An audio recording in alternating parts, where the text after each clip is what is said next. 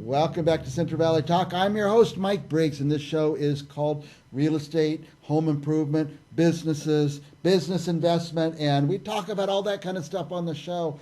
We're having people all week talking about how to fix up your home to retain the value, how to pick a roofer, how to pick a carpet guy, and stuff like that. There's a very specialty type of business that some people do in the real estate field, and that's what we call a business broker. If you have a business and you want to sell it, if you're thinking of buying a business, you ought to go talk to an expert business broker. Today we asked an expert to come in on that very subject. His name is Rod Holt. Welcome, Rod. Thank you, Mike. Nice to be here. I'm going to say your whole company name if you don't mind. Rodney H. Holt and Company, Hearthstone Business Brokers, but they also do business brokerage, ag properties, investment properties. Correct. Yeah. That's a real specialty business. Now, you're a CPA also. I am. I thought, oh, that makes sense when selling a business. You have an ability to analyze the numbers that are in the business. So, right. We were talking about before we went on there, some people buy businesses from their heart. Oh, I'd love to do that business. They go buy a business, but there's a lot that goes into that. Heart can run pretty lean sometimes when the cash isn't flowing well and they're not making the profits. So, now I told you before we started that I'm a real estate broker. I tried to sell some businesses. I never have, never sold one, because you need a specialty, a guy who knows what he's doing. Yeah, the heart of any business is their financial statement, and if you want a strong business, you do the work that's required to have good financial statements, profit and loss statements, balance sheets, cash flow. And when you have that and you intend to sell your business, then quality financial statements, and I'm going to say prepared by a CPA is the best, is what buyers look to. Right. And they want consistent numbers, they want consistent profits. They buy your history, but they don't buy your projections. Your projections. Now, it's just like you say, that's part of your business. It's like you're stocking the shelves, dusting your inventory and stuff. Those financial statements, they have to be part of your job then. Absolutely, they do. Now, have you done a business, say mom and pop have had a liquor store for 50 years and they're going to retire and sell it, and you come in and there's no numbers and you've had to rebuild the whole thing? That's a pretty difficult thing to do. Tax returns will work, so banks will not finance anything that's not on your tax return or in your financial statements. So if you're doing a lot of cash business and you're not reporting it, it's pretty tough to get a bank to finance it. It's a trick thing, because if you want to get your value, you have to report all your income. But a lot of people don't want to report all their income because they don't want to pay the taxes. Exactly. But that's where the value comes. That's where the value comes. It is definitely where the value comes. What types of businesses have you sold? Well, we've sold some farming businesses. I mean, a farm is a business. So, and you know, the supporting types of businesses like packing sheds and you know, suppliers and so forth of ag products, those are all part of the same thing. We've sold construction companies, we've sold nurseries, we've sold collection agencies. You sell them based on what they've done. Right. That's how you get a value. People kind of like to think, hey, the value of the business is a multiple of my sales. Right. But it's not. It's a multiple of your net profit. Net profit. And we do some add backs, the things that are in there that you've brought into the business that may not need to be there.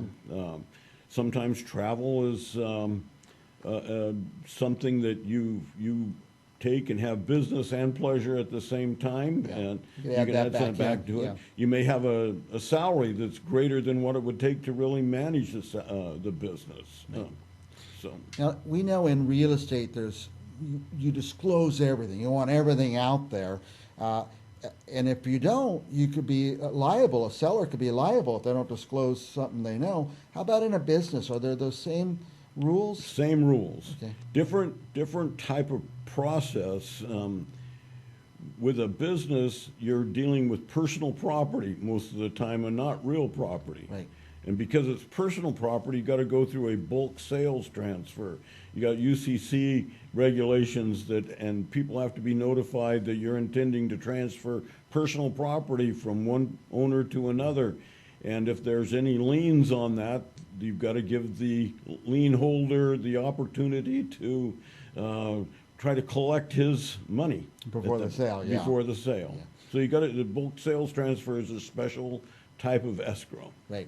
Now, and that's why you need somebody beyond just a regular old real estate broker. You need somebody who does this business. You Right. do the business. We get into the thick of both the real estate and the business. Take a grocery store, for example.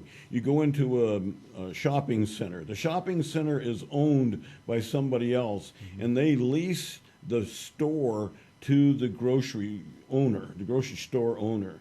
So what we're valuing is inside the building, not what's on the outside. However, there are times when people own their own real estate, and so we end up selling both the real estate Yeah. and the business. Or we are helping them create a new lease in the process. Well, I was going to ask that if somebody's buying a grocery store business and some corporation owns the building, I would imagine you'd have to take a look at that lease as part of the sale. You know, Absolutely. You don't want to buy it and the next month your lease is up and you're out. Right. Probably the first thing that any seller needs to do when he plans to sell his business is make sure the lease is transferable Right. Yeah. and renewable. And renewable, and how much it'll renew for. You Right. don't want it to quadruple one Exactly. year. Be surprised down the road. But that can be one of if you don't take care of that up front, that can bite you at the end. Great. Yeah, it So, could kill the deal. Kill the deal Kill very the deal, or quickly. kill the buyer who didn't know. Yeah. And therefore, the seller is going to be totally disappointed because he's got to stay in the business a little longer. Yeah, that's true. Now, somebody's thinking of selling their business. They have a business that they feel has value, and they're ready to sell. I guess the first thing they should do is call Rod Holt.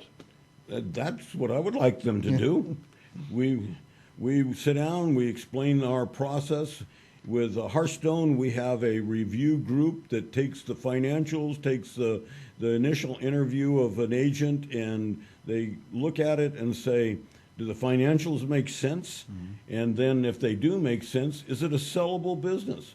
Right. We don't want to tell somebody it's a sellable business and it's not, and we don't want to waste your time. I guess we don't want to waste ours either. So we take it through a committee to screen that. And Nice. And so we do a lot of, it's like the painter who has to prepare the wood before he starts painting it. We do the preparation work up front before we put it on the market. You're making me think of so many things all at once, Rod, that I had never thought about it.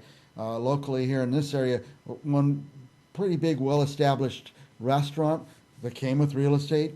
They sold the whole thing to someone else, and without this kind of scrutiny and analysis, probably somebody got a really good deal out of that, and somebody probably got a bad deal out of that. That's probably because how do you know the value? Yeah, you got to. We take the financials. We make sure they're strong. Mm-hmm. Then we do a opinion analysis that you can take that opinion to the banker, to the person, look at it, and he can use that as just kind of like. The valuation is what the bank's going to look at and say, hey, this is what we can lend against. That's how banks think. Yeah. That's how they do it. It's like the appraisal on real property is what it amounts to, but it's on the personal property. Another thing I guess you have to calculate in there is if mom and pop have been working in that business, they have a value of their labor. That has to somehow be calculated. They're a worker, and there's got to be some calculation for that, too. Yep. You've got to use that as an expense, but if there's, say that over the years they've been able to increase their salary to what's probably a higher than a market value salary of someone who could do the same thing they're doing, then we get to add that back to the net profit, that excess amount. So now, who would be your buyers that you're looking for? Is it people who just are investing money, or is it people who are looking for a job and an investment?